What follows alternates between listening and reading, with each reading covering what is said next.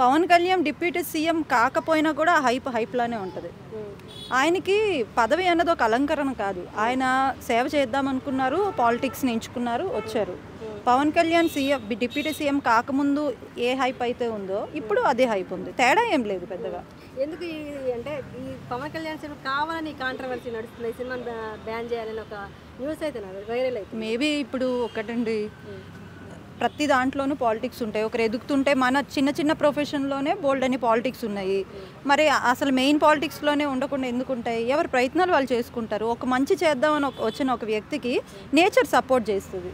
So God support చేస్తాడు. ఆయన ఇప్పటి వరకు మంచిగా చేశాడు నాకు తెలిసి. మిగతా వాళ్ళేవో పిచ్చి పిచ్చి మాటలు మాట్లాడుతూ ఉంటారు, అవన్నీ కేర్ చేయకూడదు.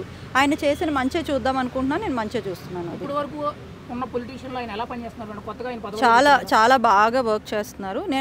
నేను కంపేర్ చేయను, వాళ్ళు ఎట్లా ఎవరి వేలో వాళ్ళు బాగా చేస్తారు.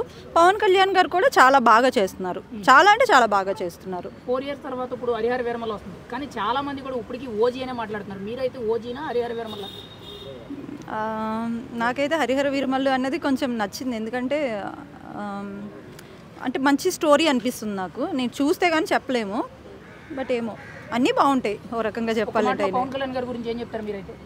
ఒక మాటలో పవన్ కళ్యాణ్ గురించి చెప్పాలి అంటే మనసున్న మహారాజు.